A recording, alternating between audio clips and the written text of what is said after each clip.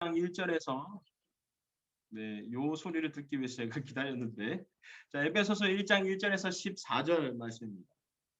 지난주에요, 제가 에베소서 1장 전체를 낭독했습니다.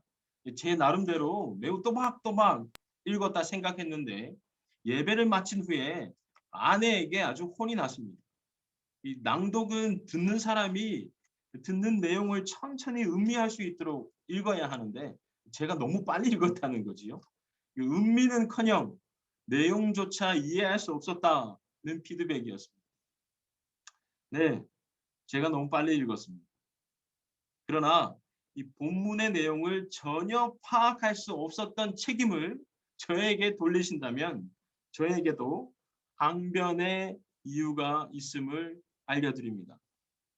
자, 오늘 우리가 받은 주보 뒷면에 보면 제가 오늘 설교의 얼개를 두었습니다. 이 얼개를 따라가 보면 제가 어떤 항변을 할지 잘 알 수 있을 것 같습니다. 우리가 읽은 한글 성경은요, 3절에서 14절까지 12개의 문장으로 구성되어 있습니다. 그러나 1세기의 편지는 사실 장과 절의 구분이 없었습니다. 띄어쓰기 그것도 없었습니다. 그냥 통으로 써 놓았지요. 여러분, 런던의 브리티시 라이브러리에 들어가서 왼쪽 첫 번째 방에 들어가면 세계에서 가장 오래된 신약 사본이 있습니다. 그리스어 본문으로 기록된 건데요. 이 그리스어 본문에는 장, 절 구분 없습니다. 장과 절, 우리가 가지고 있는 성경의 이 장과 절은 1400년대 후반에야 생겨난 아주 매우 최근의 구별법입니다. 자, 오늘 읽었던 12개의 문장 역시 절의 구분이 없었겠지요. 그러니 이해하기 어렵습니다.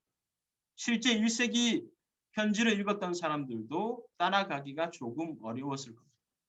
그러나 학자들은요, 더 놀라운 사실을 발견했습니다. 절의 구분의 문제가 아니라 3절에서 14절이 단 하나의 문장으로 기록되었다는 사실입니다. 성경에서 가장 긴 한 문장, 즉 처음부터 시작해서 마침표가 딱 하나 찍혀 있는 긴 문장이 오늘 우리가 읽었던 본문 3절에서 14절의 말씀입니다. 자, 이것이 저의 항변입니다. 여러분이 본문을 이해하기 어려웠던 것은 제가 빨리 읽어서가 아니라 바울 선생이 무려 202개의 단어를 사용하여서 단 하나의 문장을 만들어냈기 때문이죠. 복잡합니다. 따라가기가 여간 어렵지 않습니다. 읽다가 보면 내용을 놓칩니다. 글쓰기를 배우지 못한 사람의 특징이지. 자, 여기까지 여러분 제 설교 원고에 보면 200자 정도 됩니다. 바울 선생이 202개의 단어를 써서 한 문장을 만들어낸 것처럼 제가 지금까지 한 설교의 말씀이 200여 단어의 설교입니다. 근데 이것을 한 문장으로 만들어낸 겁니다. 그리스의 수사법을 훈련받은 바울, 이 바울이 실수를 한 것일까요? 아닙니다. 실수가 아니라 의도입니다. 바울 선생이 전달하고 싶은 주제들이 서로 매우 긴밀하게 연결되어 있기 때문에 만약에 그가 문장을 끊어 읽으면 각 주제들을 연결하는 힘을 잃어버릴 것 같아 이렇게 긴 한 문장을 만든 거죠. 자, 그렇다면 바울 선생이 도대체 어떤 주제를 에베소 교회에게 전달하고 싶었기에 전문적인 글쓰기 기술마저 포기하면서 긴 호흡으로 한 문장을 써 내려갔을까요? 우리는 성경에서 가장 긴 이 한 문장을 추적해서 바울 선생이 전달하고자 하는 주제들을 하나씩 밝혀내 보도록 하겠습니다. 첫 번째입니다. 3절이지요. 3절 함께 보십시오. 3절은 이렇게 기록되어 있습니다. 찬송하리로다 하나님 곧 우리 주 예수 그리스도의 아버지께서 그리스도 안에서 하늘에 속한 모든 신령한 복을 우리에게 주시되. 첫 번째 주제가 등장하지요.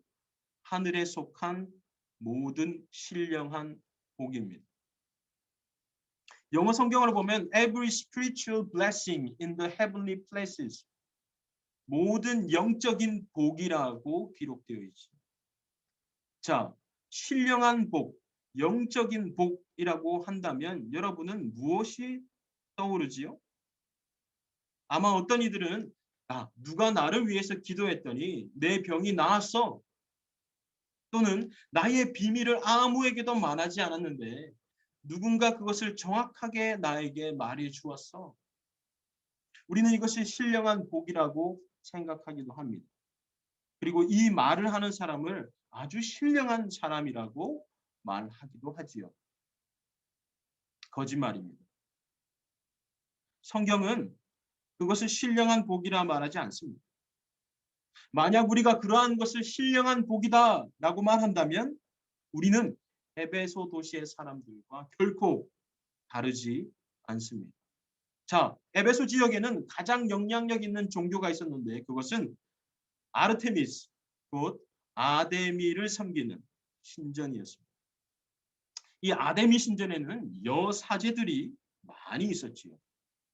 이 사람들은 이 여사제에게 제물을 갖다 바치고 또 어떤 이들은 이 여사제와 동침을 합니다. 역사는 그녀들을 성전 창기라고 부르지요. 템플 프로스티튜트. 에베소인들이 이 여사제에게 제물을 바치고 그녀들과 동침하는 이유는 단 한 가지입니다. 왜냐하면 오직 그녀들만이 하늘의 신비한 복을 전달해 준다고 믿었기 때문에. 오직 그녀들만이 하늘의 신령한 복을 알고 전달할 수 있다 믿었기 때문이지. 특정한 사람, 특정한 방식으로만 주어지는 것이 바로 에베소 사람들이 이해하던 하늘의 신령한 복이었습니다. 그러나 바울 선생은 그것을 단호히 거절하지. 그렇지 않다라고 말합니다. 4절과 5절을 보십시오. 바울 선생은 신령한 복이 무엇인지 또 이 신령한 복이 누구에게 주어지는지 아주 정확하게 이야기를 합니다. 4절과 5절 제가 한번 읽어볼게요. 곧 창세전에 그리스도 안에서 우리를 택하사 우리로 사랑 안에서 그 앞에 거룩하게 흠이 없게 하시려고 그 기쁘신 뜻대로 우리를 예정하사 그리스도로 말미암아 자기의 아들들이 되게 하셨다. 이 문장이 뭐로 시작하지요? 곧이라고 시작합니다. 등치입니다. 같다는 거지요. 신령한 복이 무엇이냐 하면 너희들이 그리스도로 말미암아 하나님의 아들들이 되는 것이다. 바울은 이야기하는 신령한 복은 너희의 구원입니다. 바울이 이야기하는 신령한 복은 우리의 구원입니다. 하나님의 아들들이 되는 것. 기독교 용어로 이것을 우리는 구원이라고 부르죠.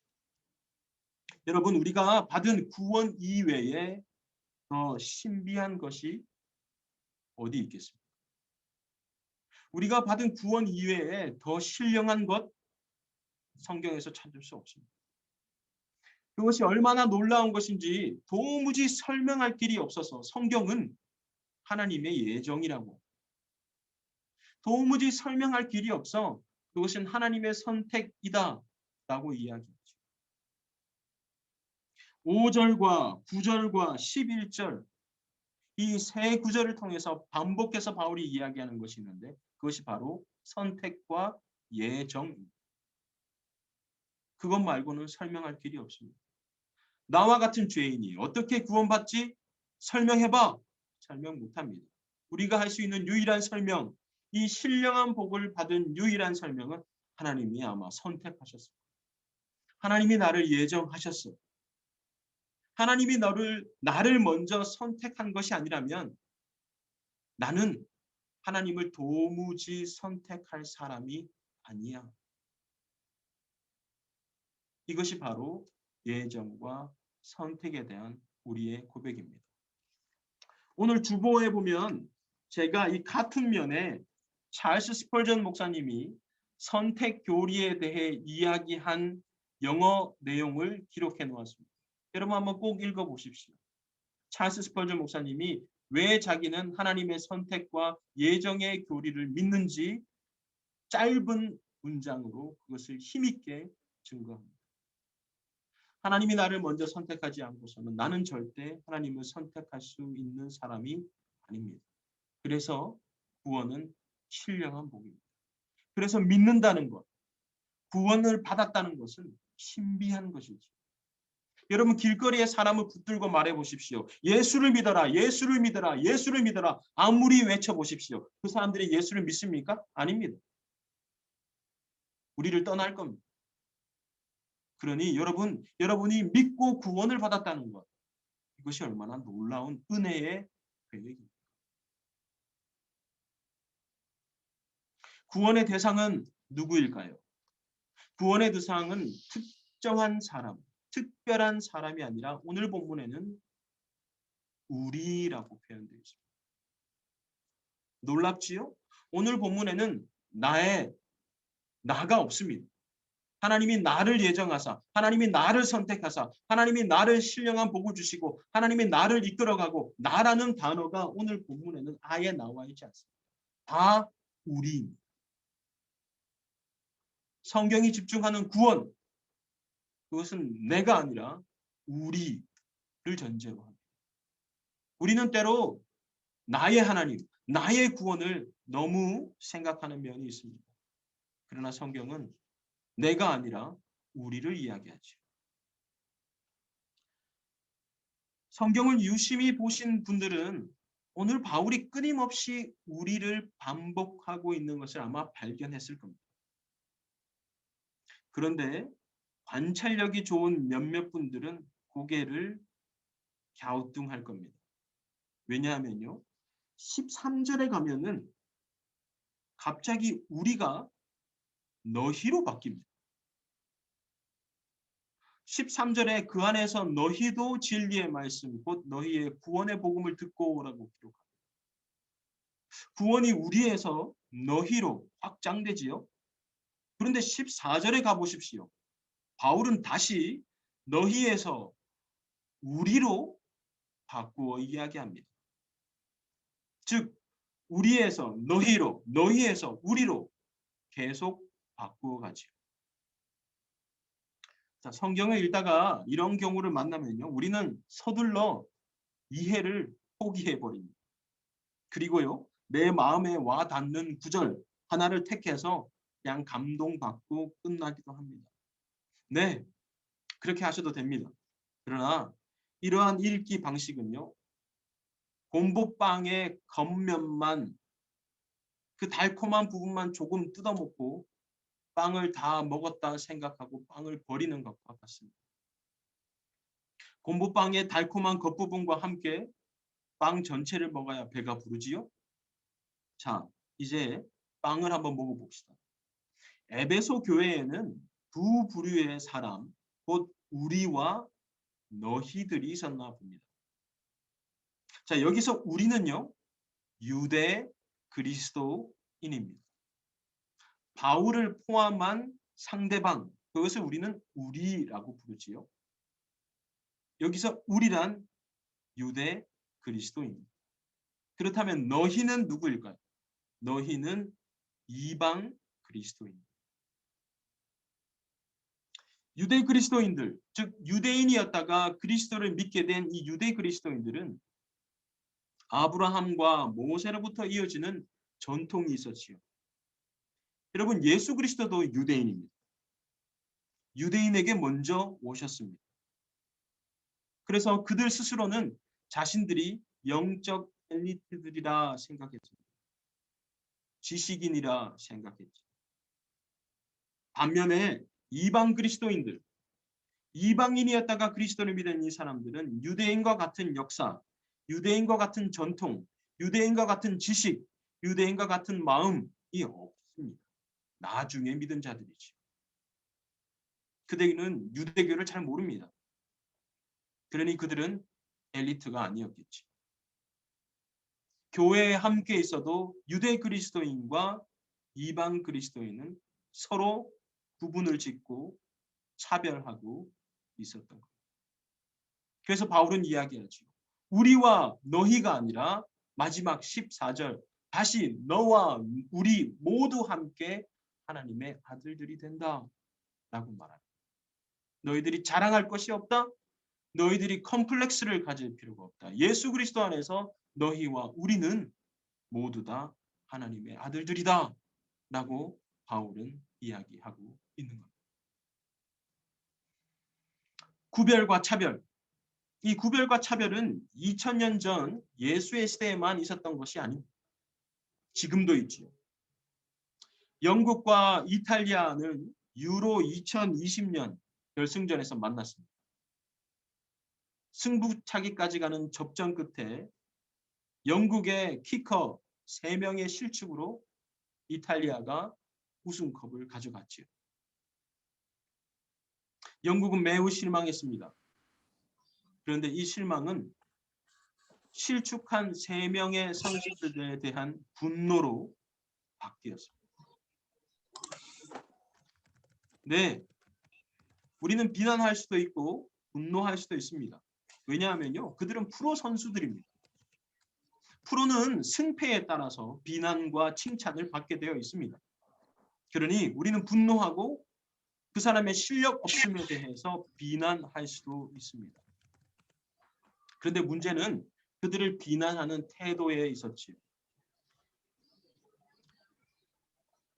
트위터는 경기가 끝나고 24시간 동안 1000여 개의 메시지를 삭제해야 했습니다. 왜냐하면 몇몇의 영국 사람들이 트위터에 이 3명 선수들에게 원숭이 이모티콘과 바나나를 보냈기 때문에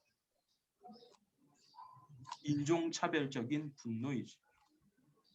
3명의 선수 모두 영국에서 태어난 자들입니다.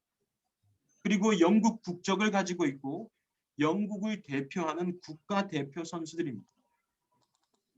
그런데 이 3명의 선수들은 피부가 검다는 이유로 차별적 분노의 대상이 되었죠. 사람들의 눈에 이 3명의 선수는 바나나를 먹는 원숭이였을 뿐이었던 겁니다. 그런데 아이러니하지요. 원숭이를 대표 선수로 뽑았다면 아마 그들을 대표로 뽑은 사람들도 역시 원숭이일 겁니다. 아이러니합니다. 파별이 되는 순간 그들의 분노는 정당성을 잃어버리죠. 오늘날도 이런 구별과 차별은 존재합니다. 올해 초에 아내가 교통사고를 당했습니다. 거칠게 운전한 운전자가 보험도 들지 않고 아내의 차를 박았기 때문에 저는 아주 분노했지요. 저는 다른 사람들에게 이 사고의 경위를 설명하면서 저도 모르게 덧붙인 말이 있었습니다. 상대방 운전자를 묘사할 때 저는 이렇게 얘기했습니다. 상대방 운전자는 모자를 쓰고 후드티를 입고 트레이닝 바지를 한껏 내려 입은 중동 사람이었어 라고 얘기했던 거죠. 여기에는 다분히 차별적인 언어가 포함되어 있습니다. 은연중에 저에게도 보험도 없이 사고를 낼 만한 사람도 그 사람의 옷차림, 그 사람의 인종적인 이야기들을 포함시키고 있었던 거죠. 분류하고 차별하고 있었던 겁니다. 그러나 바울 선생은 우리와 너희의 구별은 사라지고 서로 연대해야 한다 말합니다. 왜냐하면 우리와 너희는 동일한 하나님, 동일한 하나님의 아들들이기 때문이라고 말하지. 동일한 하나님의 아들, 단수로 말하지 않습니다. 동일한 하나님의 아들들입니다. 복수이죠. 너희와 우리가 이 아들들에 포함되는 겁니다. 14절을 보면 성령이 우리와 너희가 한 하나님의 기업을 상속받는 형제와 자매가 되었다 말합니다. 기업을 상속받는다. 이것은 유산을 받는 겁니다. 하나님의 아들들이 되어서 유대인 그리스도인이나 이방인 그리스도인이나 하나님의 아들들로서 동일한 하나님의 유산을 받을 것이다. 그리고 이 유산은 성령으로 확증되었다라고 합니다. 여러분, 연대한다는 것, 이것은 서로 다른 사람이 각자의 개성을 포기해버리고 동일한 유니폼을 입는 것이 아닙니다. 연대한다는 것은 서로가 서로에게 책임을 진다는 겁니다. 연대라고 하면 한국에 있는 어떤 대학을 생각할 수도 있겠지요. 연대, 고대. 그러나 여기서 연대는 함께 책임을 진다는 의미입니다. 연이라는 것은 한자어로 있다라는 것. 서로 잇대어 있다는 거지요. 대는 끈, 하나의 끈을 이야기합니다. 너와 내가 하나의 끈으로 이어져 있다라는 의미이지. 그것이 연대입니다. 자, 바울이 이방 그리스도인과 유대 그리스도인 서로 자랑하고 서로 차별하고 서로 구분할 것이 아니라 서로 연대해야 된다고 했는데 그 연대의 근거가 무엇일까요? 정치학자들은요, 연대의 근거를 권력에 대한 저항에서 찾습니다. 권력에 저항하기 위해서 우리는 서로 있어야 한다라고 말하죠. 그래야 민주주의가, 그래야 우리가 생각하는 정치가 올바로 간다라고 생각합니다. 자, 사회학자들은 연대의 근거를 불공정에 둡니다. 사회학자들의 눈에 우리가 연대해야 될 이유는 사회 가운데 있는 불공정 때문입니다. 공정하다는 착각이라는 책을 쓴 샌더스도 이것에 대해서 아주 깊이 있게 이야기를 하죠. 연대해야 될 이유를 정확하게 이야기를 합니다. 그러나 바울 선생, 이 바울 선생은 연대의 근거를 구원을 베푸시는 하나님에게 찾습니다. 하나님의 구원은 당신 혼자 힘으로 하지 않았다는 것이지. 하나님의 구원, 하나님이 이루시는 구원 역시 하나님이 예수 그리스도와 성령과 함께 연대하여 이루었다는 겁니다.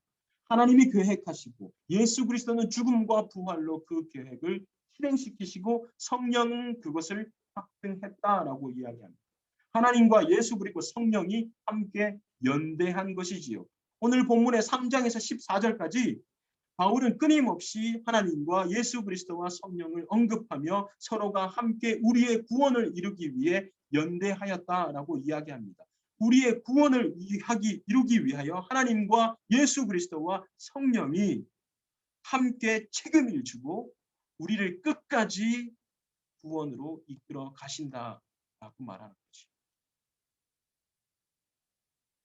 하나님 혼자 그것을 할 수 없기 때문에 연대한 것일까요? 그렇지 않습니다. 하나님 혼자 충분히 하실 수 있습니다. 그러나 하나님은 그의 창조물인 우리에게 연대의 신비를 가르쳐 주기 원했던 겁니다. 제가 지어낸 이야기가 아닙니다. 성경을 보십시오. 3절을 보십시오. 3절에 보면 하나님이 우리에게 구원이라는 신령한 복을 주십니다. 그러나 그것은 모두 그리스도 안에서 그리스도를 통하여 그리스도로 말미암아 이루어진다라고 기록하죠. 하나님 혼자 하지 않았습니다. 여러분 펜을 들고 성경에 줄을 그어 보십시오. 3절부터 14절까지 그리스도 안에서 그리스도를 통하여 그리스도로 말미암아 끊임없이 바울은 반복합니다. 그리고 그것으로 끝나지 않습니다. 13절, 14절에 성령이 등장하지. 성령이 이 모든 과정이 분명하고 틀림없다는 사실에 도장을 찍습니다. 인치심을 받았다는 것은 이 모든 것이 사실이라는 도장을 찍는 거지. 하나님이 그리스도 안에서 성령과 함께 우리의 구원을 이룬 겁니다. 이러한 신령한 복을 받은 우리가 함께 연대하지 않는다면, 이러한 신령을 복음 받은 우리가 우리 주위 사람들과 연약한 사람들과 함께 연대하지 않는다면 우리는 하나님의 구원을 부정하는 것과 같습니다. 성경을 읽지 않은 거죠. 하나님이 연대하여 우리를 책임지는 것처럼 우리도 그리스도 안에서 한 몸 된 지체와 함께 연대하고 창조주인 하나님 안에서 모든 피조물과 함께 연대하여 책임을 져야 하는 것. 환경운동을 하는 신학자들, 그들의 근거가 바로 여기에 있습니다. 사회복지운동을 하는 신학자들, 그들의 근거 역시 여기에 있습니다.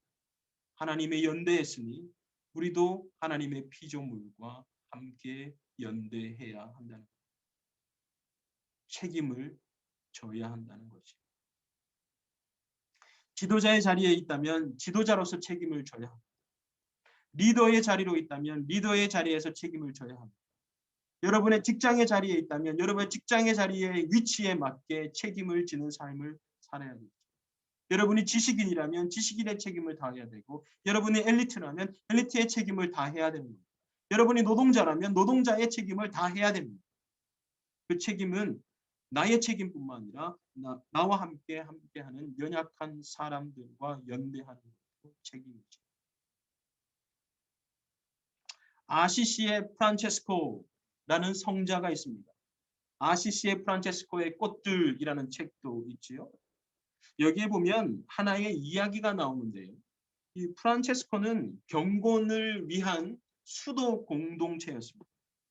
이 프란체스코는 이 수도성들의 지도자였지요.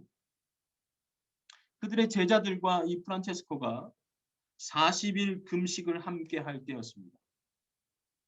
20일이 지나고 30일이 지나도 아무도 금식을 포기하지 않고 기도에 매진했습니다. 그 어느 누구도 포기하지 않았지요. 그래서 제자 중에 한 사람이 아주 꾀를 냈습니다. 경건의 강도를 높이기 위해서 우리가 실험을 합시다. 여기 우리가 금식하며 기도하는데 우리 중앙에 맛있는 스프를 끓여 놓읍시다. 그리고 이 유혹을 참아내면서 40일 금식을 마무리합시다. 라고 제자가 제안을 하지요. 30일째 금식하던 그때에 스프가 그들 공동체에 들어왔습니다. 냄새가 퍼지니 배가 더 고팠겠지. 제자들은 서로의 눈치를 보며 그럼에도 불구하고 금식을 포기하지 않고 기도했습니다. 그러다가 한 젊은 제자가 너무 배가 고파서 그만 스프를 한 숟가락 먹고 말았습니다. 그 순간 다른 모든 제자들이 이 한 사람을 사납게 바라보며 정죄하기 시작했지. 그것 봐라. 젊은 녀석. 그것 하나 견디지 못하냐. 연약한 사람. 어떤 이들은 고개를 흔들고 어떤 이들은 손가락질을 했습니다. 그리고 나서 그들은 그들의 선생인 프란체스코를 바라보았습니다. 아마 이 선생이 이 젊은 제자를 크게 혼낼 것이라 생각했던 모양입니다. 그때 이 선생인 프란체스코가 이렇게 행동했습니다. 그는 급히 자리에서 일어나 스프 그릇을 통째로 들고 벌컥벌컥 마셔버렸습니다. 제자들은 침묵했지. 여러분, 이것이 지도자의 책임입니다. 지도자의 책임은 나는 너와 달라 라고 말하는 것이 아니라 공동체의 가장 연약한 사람과 함께 그 연약함을 짊어지는 것입니다. 책임을 지는 거지요. 왜 그렇게 합니까? 하나님이 가장 연약한 우리를 짊어지고 십자가에서 죽으셨기 때문입니다. 십자가의 죽으심은 종교적인 표상이 아니라 우리를 끝까지 책임지겠다는 하나님의 외침입니다. 프란체스코는 연약한 자들과 구별하고 차별하는 것이 아니라 대신 그들과 연대했지요. 함께 책임을 지는 것. 하나님도 우리를 끝까지 책임지십니다. 십자가가 그 증거이지요. 성령이 그 증거입니다. 시작하신 분이 하나님이시기에 끝까지 책임지실 분도 하나님이십니다. 이제 우리도 책임을 져야 합니다. 각자의 자리에서 책임을 지고 가장 연약한 사람들과 연대하여 책임지는 삶을 살아야 되겠죠. 교회는 바로 그런 곳입니다. 어렵지요. 참 어렵습니다. 어떤 사람은요, 도무지 용서가 안 됩니다. 어떤 사람은 도무지 이해가 되지 않습니다. 그냥 안 보고 살면 좋을 것 같습니다. 그냥 마주치지 않고 사는 것이 가장 편할 것 같습니다. 그러나 그럴 수 없죠. 우리는 하나님이 보이신 모범을 따를 수밖에 없습니다. 연약한 자들과 함께 책임을 지십시오. 여러분, 책임을 진다는 것은 모든 잘못을 덮어두고 오냐 응석을 받아주는 것이 아닙니다. 책임을 진다는 것은 잘못된 것을 고쳐주는 것, 그것도 책임을 지는 겁니다. 부모를 보십시오. 부모는 아이를 책임지는 사람입니다. 그렇다고 부모가 아이의 응석을 모두 받아주는 사람은 아닙니다. 부모는 아이를 혼을 내기도 하고 매를 들기도 하고 잔소리도 하기도 하고 큰 소리도 치기도 합니다. 왜입니까? 책임을 져야 하기 때문에. 아이에 대한 책임을 져야 하기 때문에 그런 행동을 하는 것이죠. 이것도 연대입니다. 여러분, 이제 제가 다시 본문을 읽을 것입니다. 이번엔 아주 천천히 읽어보도록 하겠습니다. 과연 하나님과 예수 그리스도 그리고 성령께서 어떻게 함께 연대하셨는지, 그리고 그것은 우리와 너희에게 무엇을 요구하는지, 과연 신령한 복이 무엇인지 함께 생각해보며 오늘의 말씀을 기억해보며 이 바울의 편지를 들을 수 있기를 소망합니다. 제가 읽어보겠습니다.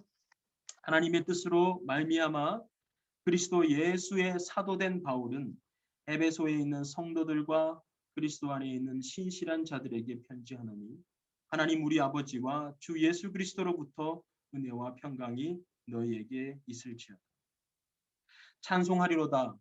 하나님 곧 우리 주 예수 그리스도의 아버지께서 그리스도 안에서 하늘에 속한 모든 신령한 복을 우리에게 주시되 곧 창세 전에 그리스도 안에서 우리를 택하사 우리로 사랑 안에서 그 앞에 거룩하고 흠이 없게 하시려고 그 깊으신 뜻대로 우리를 예정하사 예수 그리스도로 말미암아 자기의 아들들이 되게 하셨습니다.